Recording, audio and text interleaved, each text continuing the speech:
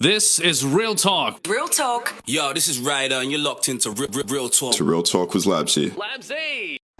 Ladies and gentlemen, I'm yours truly, the legend himself, Labzy, aka the best motherfucker you ever met in the history of your life, and I can prove it too, even though I shouldn't.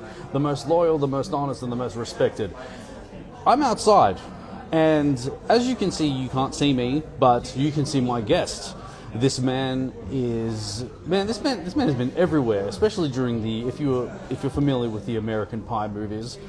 This man that obviously has made our childhoods, especially as teenagers, to help us understand what it's like to be a teenager, being a part of American Pie, and now doing music as well. And he's basically one of the first artists to basically come to the same city, 3 times in a year? It will be 3 by the end of this year, yes. There you go. That's I was mad. here, so it's 10 years in the making of getting my first tour together, which was in February of 2025.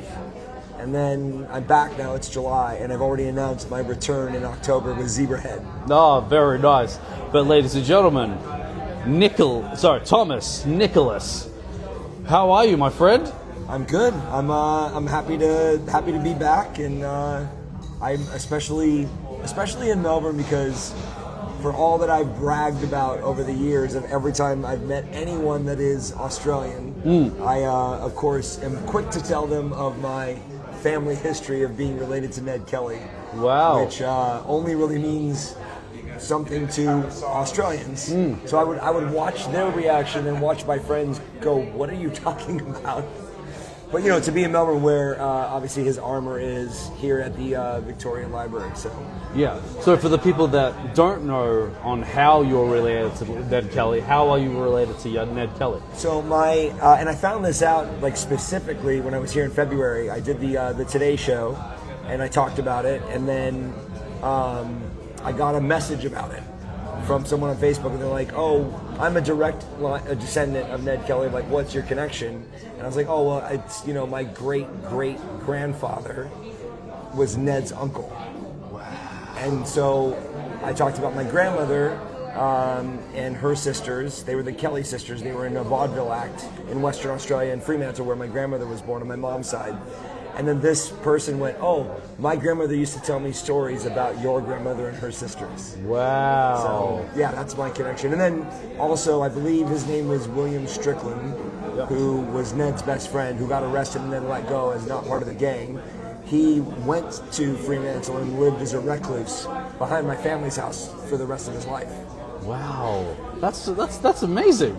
So I guess that's probably where you have that love for Melbourne, because it feels like it's your second home. Right. It's like first but second, if that makes sense. Well, it's the connection to, obviously because Ned's armor is here since it got booted out of the museum. But I learned in the story when I was here in February, I used to refer to him as the Jesse James of Australia, but he's more like the Robin Hood. Yeah. Because he was like upending the powers that be that were oppressing the people. So he was way more for the people. Yeah. And obviously, I read about the stories of, Melbourne didn't want him to be executed, but whoever the dude's name is, that statue's in the front, it was like this library is built after, who sentenced him to death, died 3 days after from a heart attack. Well. And now, Ned's armor is in the same place that he started. Like, it's so apropos. Yeah, absolutely, man. But it's great. But especially having a well-known face such as yourself to be related. It's so great. So, talk to me about the after moments of American Pie. So, I know that obviously you've got a band. You've been doing it for 15 years now. Yeah, I mean, it's probably like 18, but I say 15 because it got really serious. About 15 years ago. It started out kind of small, maybe 20 shows in a year, and then grew from there, and then averaged about 40 to 80. Now I'm hitting about 100 to 115. Okay. So, and did being the celebrity of American Pie kind of help boost that a bit? Yes and no. Okay. I would say that when the films achieved their like global success. I was definitely recognized and could get opportunities, but I think a lot of people would assume that just by booking my band because of my connection to that, that it would just be an easy thing. And I'm still a DIY artist. Never been signed to a label. I mean, I did essentially sign to Spam Records last year, but that was just for one record. It wasn't a traditional record. It wasn't deal. like a contracted thing. Yeah, it was a contracted thing, but it was like a license, deal for one record. But it was a record deal, but just not a traditional one. Not like a 5-album deal and the whole thing. But I never had like a singular agent or manager. No one's been doing it for me. I've been doing it myself.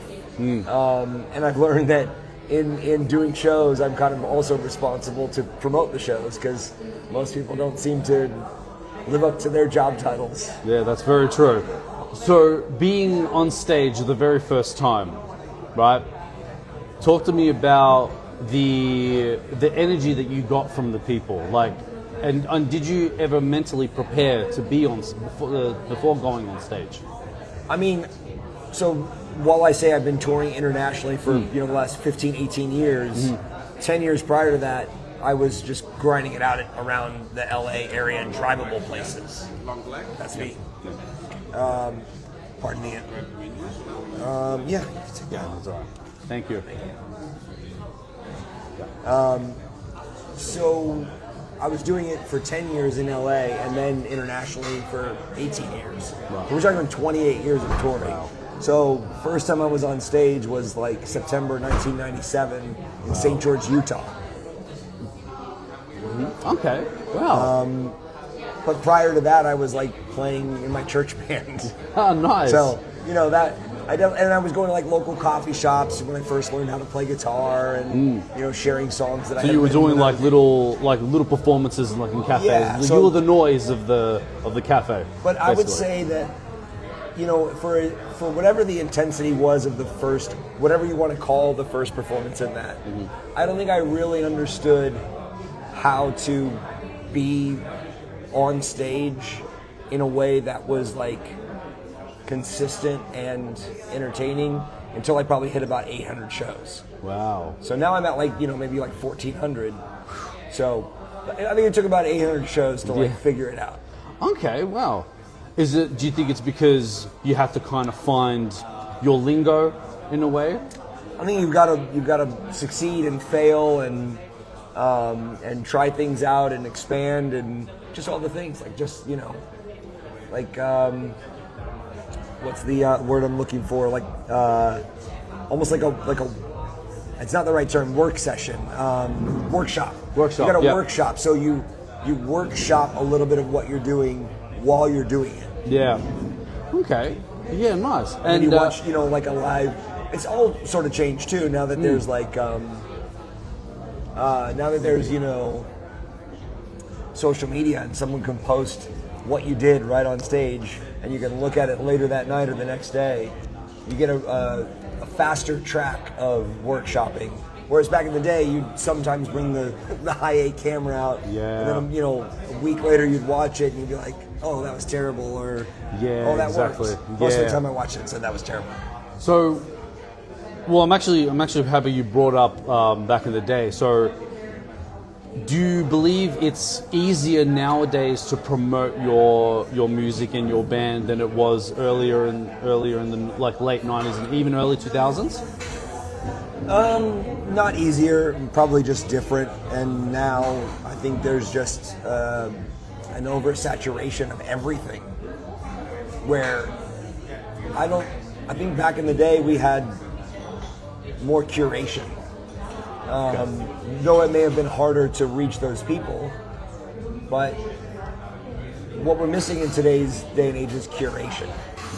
Where's your trusted source? Who do you go to that whatever music they tell you or band they tell you or movie they tell you to see, you can 100% trust them? Yeah. Where's your curation? Yeah. Who do you believe?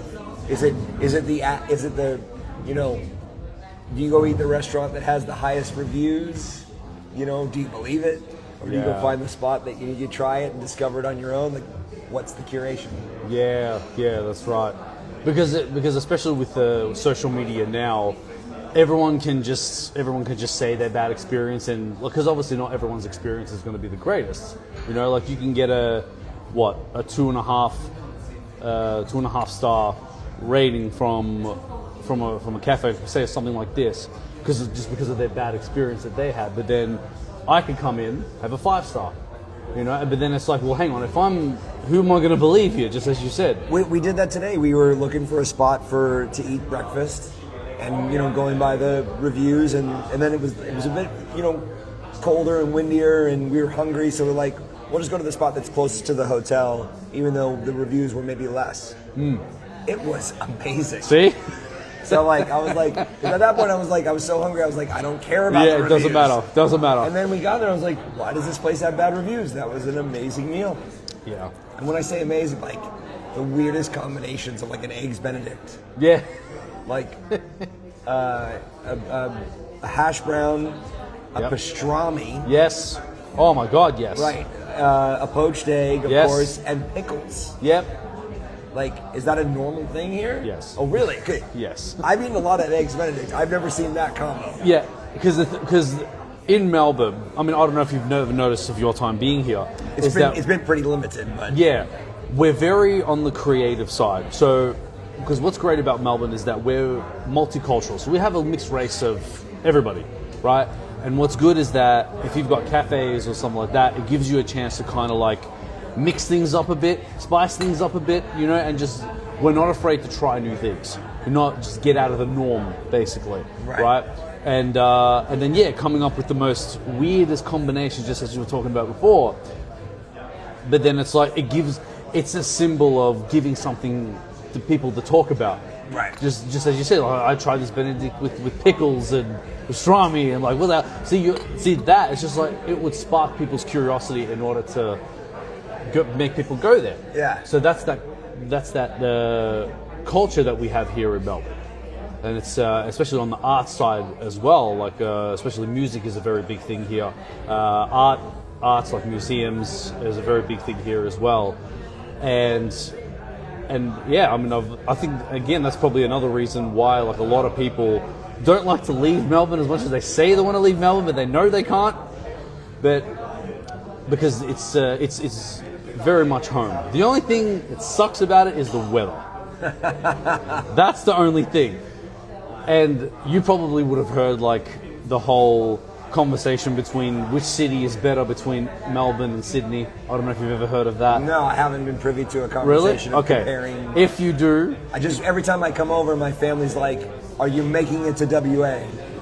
yeah. Because I haven't visited them there since 1990. Oh It was the wow. only other time I've been to Australia besides this trip in February. The only other time was 1990 to visit my family for like a month. I went with my grandmother to go and visit, Yeah. her family where she was born, and then I'm finally getting to go back with Zebrahead in October because the first show is in Perth. Wow, there you go. And is that like a 1-day show, 2-day show? Oh, it's 5 dates. I think it's Perth, Adelaide, Sydney, Melbourne, and Brisbane. Which dates were they? Which dates that between? October 7th through October 12th, I believe. Okay. 1 day off. I think. 1 day off? Yeah. I'll probably throw a gig in there. Yeah. So now, obviously, man. I mean, Yes, 'cause- you were asking about the fight between cities. And Yeah, that's right, yeah. I haven't heard that. okay. So because there's always You're this. welcome for getting back on track. Yeah, thank you. Because there is that conversation between which city is better between Melbourne and Sydney, because we've always been battling it out when it comes to art, music, or whatever, things like that. The reason why we're better, I'm not just saying that because I live here. I'm not just saying that because I live here. Because And here is the reason why the here's battle the reason. exists. Yes, that's right. Is because I've even had, because I have family in Sydney myself, so we've had this conversation too, and they've said that the reason why Melbourne is better is because that your city is basically a giant square, That's number one. Number two, like your traffic, how you guys form your traffic is much better than it is in Sydney. And your culture in terms of... I highly disagree with that second point, but that's another story. Really? Okay. I think your light timing is all off. Yeah. I waited 3.5 minutes to cross a 2-lane street. Yeah, well, hang on, where were you though? Fitzroy. Yeah, that sounds right. Yeah, that's That's just bad timing of lights. Yeah, it is. You should 1.5 minutes, cool. Yep, but not 3. Not 3.5. No. Yeah, we're working on it. We're working on it. But just like, and also again with culture, and we have the most, again, mixed race kind of different races than all of Australia. Melbourne is melting that. pot. Yeah. Which Right. that's like everywhere in the United States. Really? Okay. Yeah. All right. Especially like Los Angeles and New York, you know, and Chicago, you're going to get a melting pot of like every different kind of culture. Okay. Granted, you know, maybe it could be compartmentalized. Yeah. You know, to where like every place has like its highlighted area. Mm-hmm. But for the most part, I would say, you know, it's definitely a melting pot. You're not going to get that in like the middle America parts. Because we've also got like Americans that have moved from the US to here, and they just love like the culture shock. They just love the culture shock. And I wanted to ask you, coming to Australia the very first time, what was the biggest culture shock to you? I think at the age of 10, when I visited my family, it was the idea of the meaning of words that were maybe words that we use that just had different meaning. So like, this started from the moment I woke up at my cousin's house. I said, they're like, oh, I woke up after, you know, traveling for a very long time.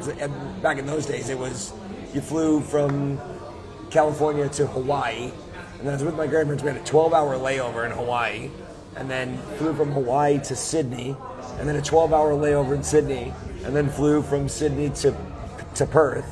So, you know, by the time we got there, it was like, I don't even know, it was like 3 days of travel, unnecessarily. Yeah. But that's just what the flight patterns were back then. So I wake up, and they go, are you hungry? And I said, can I have a peanut butter and jelly sandwich? Not realizing that jelly, for me, is jam, but in Australia at that time, I don't know if it's still the same, is Jell-O. Yep. So a peanut butter Jell-O sandwich. My cousin looked at me like, ew, gross, and I'm like, what's the problem? But I've had the peanut butter and like the jam. It actually tastes incredible. Well, yeah, but I'm saying like, they thought I wanted Jell-O. Yeah. They want the jelly. Yeah. So you call it Jell-O, we call it Jell-O. Yeah. You call it jelly. Yes. Wow. So that was the first, and I don't know that that's a culture shock. Yeah. But being 10 years old, I didn't understand. I mean, this happened to me later. Like, I went to the UK and I was 14. Yep. I just finished shooting The Kid in King Arthur's Court in Budapest, Hungary. Yep. We spent a couple weeks there, and I remember going to one of the actors' house, and the dog like came up and like, you know, like gave a dog greeting, and then started trying to like get busy with my leg, and I was like, oh wow, your dog's really horny. And in the UK, horny meant like good looking. And where in the States, it would just be like your dog wants to like bone my leg. Yeah, you know, exactly. Like, your dog's horny, Yeah. Wow. And then everyone laughed. So there was like those sort of you know, I don't know if that, again, that's not culture. That's just, I It's guess, just the differences. Yeah, the communication differences. or like Yeah. slang, or I guess it's really like cultural slang. 'Cause it's not like slang, like, you know, like some like bad words or whatever. Like, but like, you know, just like things that are accepted as the general nomenclature if you grew up in an area or a country. Now, and speaking of slang, being in Australia, you probably would have heard the C word eventually in your time too. Oh yeah, I mean, I spent a lot of time touring in the UK too. They love it there as well. We can't get away with it in the States. Really? Oh yeah. Okay. It's very, I mean, unless you have an Australian accent or a British accent, then we're good. Then okay. you're good. Perfect. But even then, it's still looked at very, very derogatorily. Yeah, because me, even as an Australian myself, like I was still trying to understand like why that specific word was just, we use it so normally, and depending on how you use it as well. Well, it means both. In That's ours, right. It's only one. Right.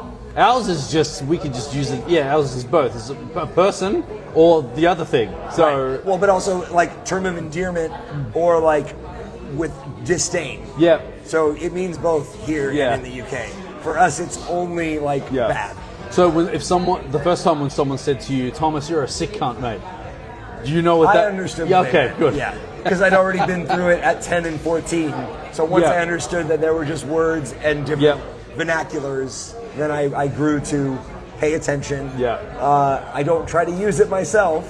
No, it's too. Yeah, it's too. Yeah. Yeah. No, you gotta. Yeah.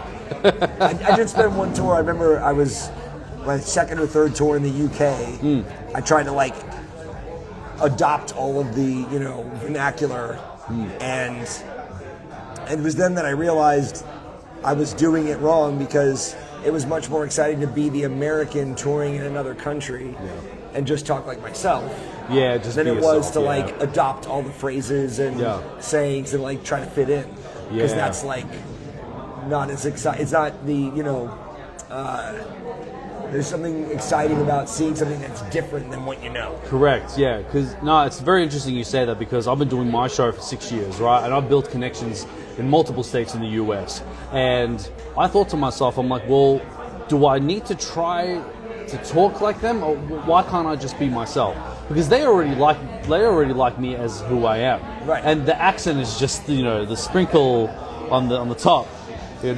And then yeah, they're gonna have the questions about Australia, about with the spiders and the kangaroos and stuff like that. Well, have you ever had any not dangerous, but like kind of encounters with kangaroos or spiders? I mean, not dangerous encounters with kangaroos and koalas. I went to the Taronga Zoo in Sydney, which I thought it was cool that you could walk through the one section where you were like literally in an area where, granted, they're going to stay away from you, but there was no fencing. Like you were in an enclosed area with the kangaroos. Yeah. And then I did the same thing with the koalas, even though it's not Queensland, so you can't touch them. Yeah. But you could still be like close enough too. Yeah. But I guess the most dangerous thing that I ever encountered here so far is walking on the beach in, I think it was Sunshine Coast. Yep. And there was like tons of jellyfish that had washed up. So basically I was just warned, like, obviously you know not to touch jellyfish. That's right. To me, like a jellyfish is like, quintessential, like round, Yeah. bubble, like giant thing. Yeah. But there was like other ones. Yeah. The little tiny purple ones with the long tail, and then another one that looked more like a shrimp than a Yeah. than Can't tell if it's an alien or not. right. But the idea was like, so I spent the entire walk on the beach, not really enjoying the view, but just like dodging like probably 50 to 75 jellyfish, Jeez. making sure I didn't step on anything. So that's the most dangerous thing. I don't really consider that dangerous. Okay. And what about the kangaroo? Like, have you, like, when you see a kangaroo, like, is it fascinating? Fascinating when you see a kangaroo sometimes? I mean, I know it's just another animal, but yeah. I thought it was cool, like, again, just to be that close, because obviously our zoos, there's no animal that you could, no marsupial that you could be, like, they're going to separate them, like, you So you've never seen one in the wild then? No. Right. Okay. Because there's actually a park that I went to this morning, and during like the early morning, you just see probably like 5, 6 of them just hopping around. As long as you leave them alone, again, like they're not going to do anything. But like you do see them just randomly. I mean, I think it's similar to, well, I would say for me in the States, it would be like deer. Yeah. Is what we would see that way. So the same way when I worked in Northern Africa and Tunisia, we saw wild camels. So I imagine it would be the same kind of experience seeing wild kangaroos. Yeah. And it would be really cool, but I mean, I wouldn't be scared. I would be like, just like taking the experience in the moment. Okay. No, fantastic. Now, I do want to ask a big question. Okay. Being a celebrity, when it comes to, obviously, with the... By the way, I despise that word. Sorry, I forgive me. No, it's okay. Yeah. It's only because it has such a bad nomenclature with it. Yeah. It does have like this, like you say the word and then you think like ego, which we all have. But Correct. But you think like The celebrity Hollywood ego. Yeah, like don't you know who I think I am? That. Yeah. But anyway. Yeah. But I understand in the term. So being a an actor that some people know. Yes. When it comes to people recognizing you, right, and they obviously having that status, you would have had like fan encounters that have kind of went a little over the top, and I wanted to ask you, when was the moment that you created a boundary for fans to be like, hey, listen, I came here to see you guys, like I love you all and everything like that, but I'm still a normal human being just like you. And has there ever been a crazy encounter like that where your rule has to kind of change when it comes to mingling?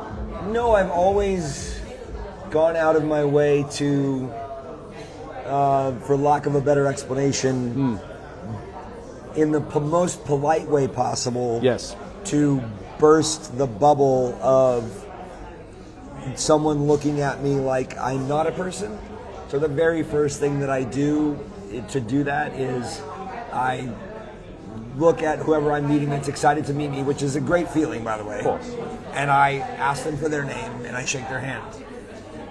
And sometimes they don't even hear me say that. They have their next question in mind.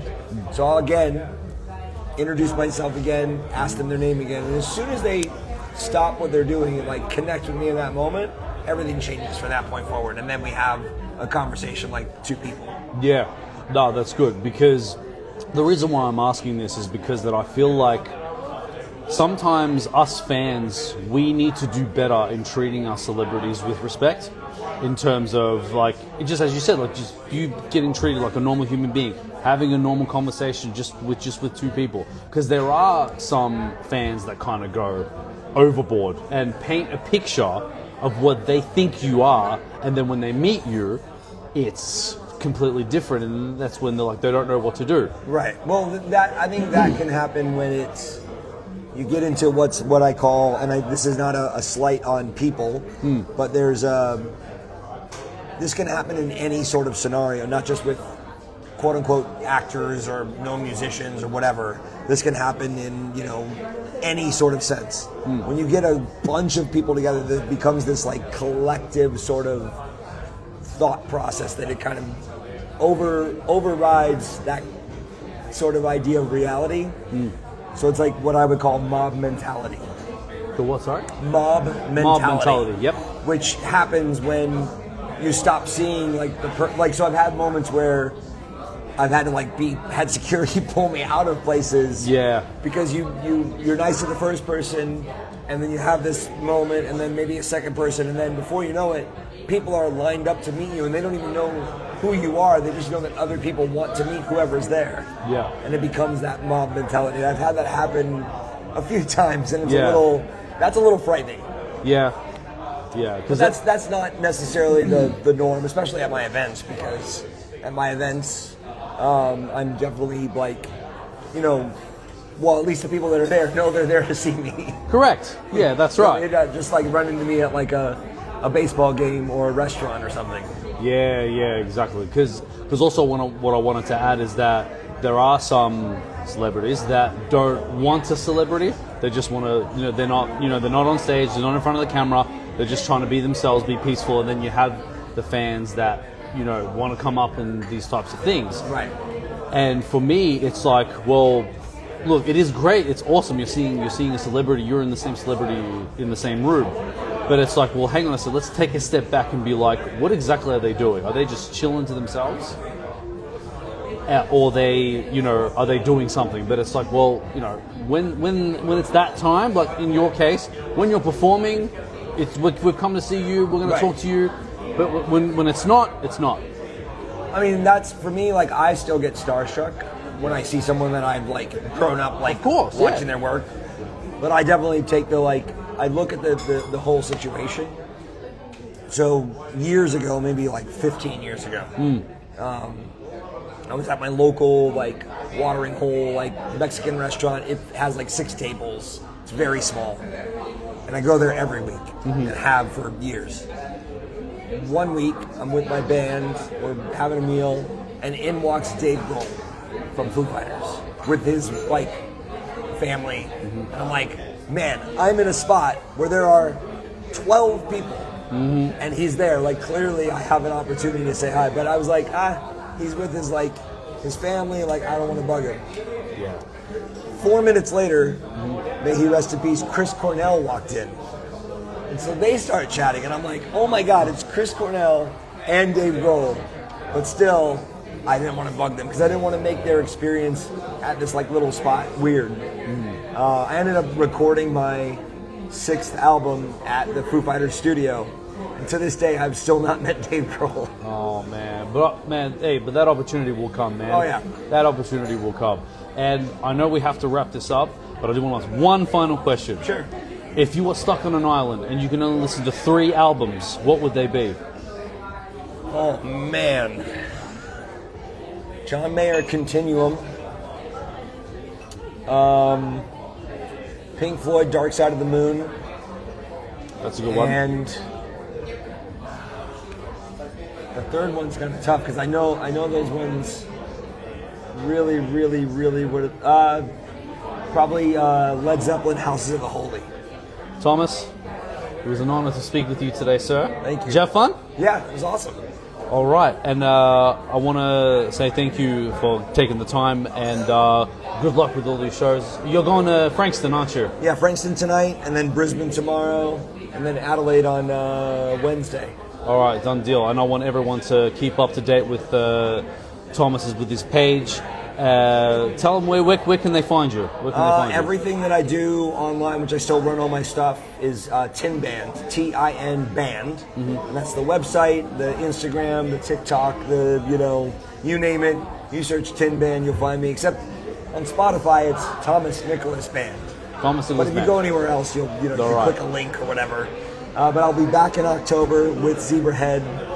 And I might do some additional shows around that tour as well. Done deal. Well, all right. Well, unfortunately, I won't be here in October. I'll be in Egypt with the family because I'm Egyptian myself. So we're going to see some family too. I was so bummed when I was working in Tunisia. Yeah.